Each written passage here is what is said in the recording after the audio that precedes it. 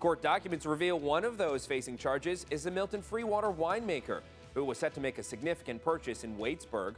We'll break down that situation.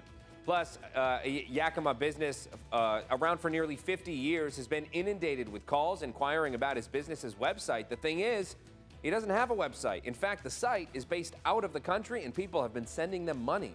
We'll have that story and more coming up as you start your day with us right here on Action News.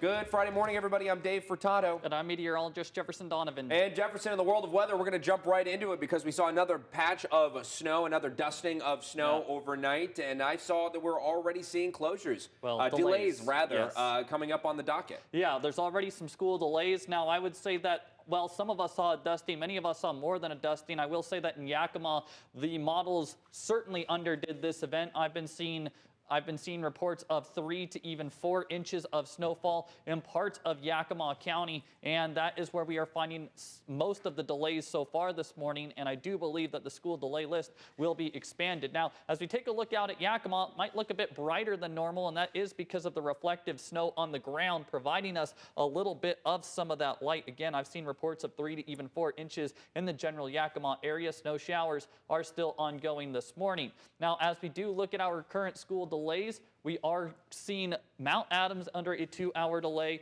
East Valley under a 2-hour delay, and Highland under a 2-hour delay. Cavalry Christian also seeing delays so far this morning. Now, of course, I do believe, in fact, it's the Jefferson guarantee that this list will be expanded. In fact, I just got a couple more in as I was just talking. Sela under a 2-hour delay, and West Valley School District, our first closure on the day. Of course, I'll update you with the school lists as they come in, and we'll have your full forecast coming up. Thanks, Jefferson. We begin this morning in the Beaver State. Nearly 36 people have been busted in a sex trafficking sting in Portland, one of whom is a Milton Freewater winemaker set to purchase a historic building in Waitsburg.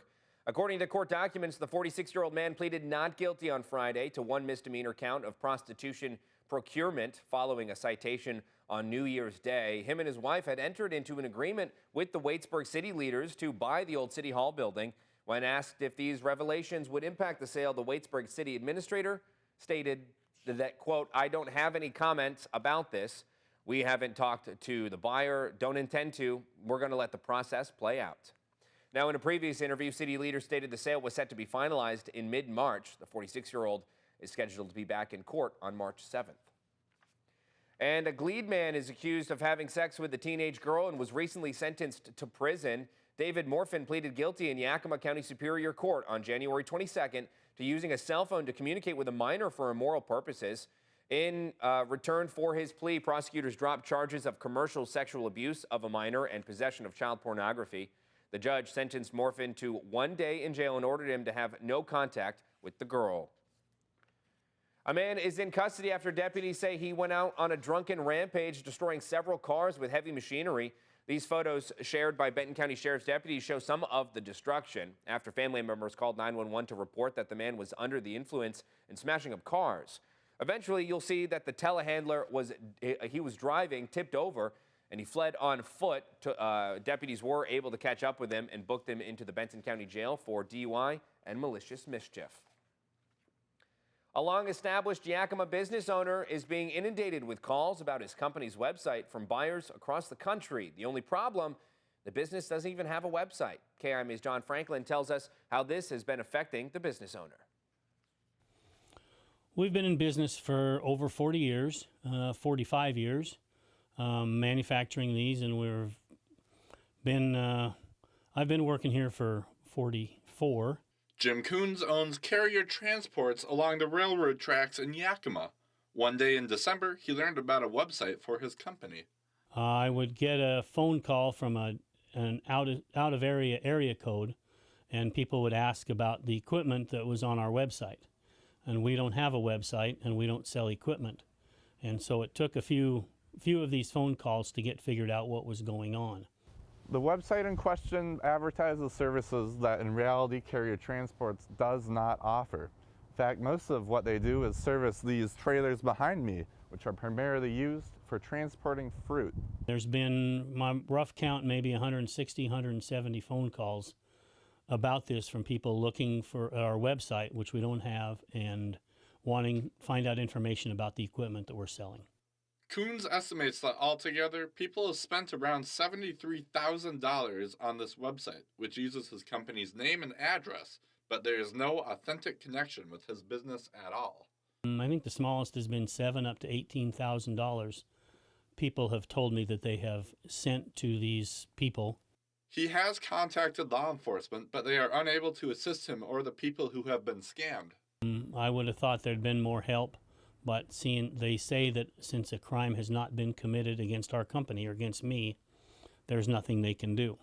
He inquired at a computer store in Sela, where he learned that the impersonators who created the site are based in Japan.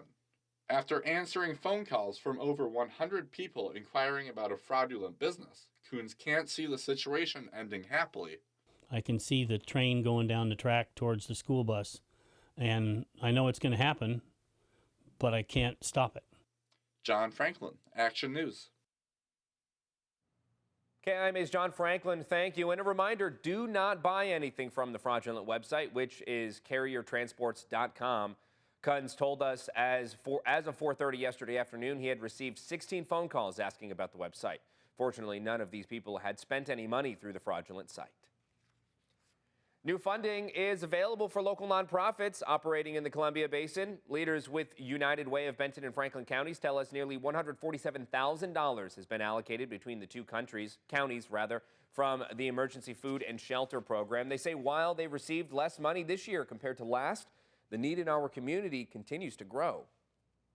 The need is higher than ever before with inflation and people's challenges in raising cost of living locally. It's very difficult for families to afford to have the food they need to keep their families healthy. So this is just great bridging money.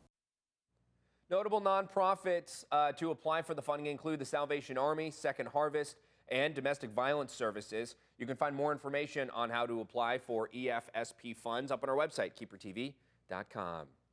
Now, Jefferson, let's jump right over to, we're gonna take a quick step here before all the delays really start to ramp up here, because I had this last big game trivia question I wanted to ask you to see if we can get all but one right. Sure. The question was yesterday, who sang the longest national anthem at the Super Bowl? Billy Joel, Kelly Clarkson, Alicia Keys, or Neil Diamond? Oh, see, that's another one I just don't know. I'm going to go with Alicia Keys. And that would be correct. Yeah, in 2013, it was I believe the Ravens versus the 49ers. Her rendition of the national anthem was 2 minutes and 36 seconds long. Sure. Before the power outage, if people remember that game, the Ravens 49ers, they had that big power outage, long delay. Yeah, it was like the blackout game or something, right? Yes. Yeah.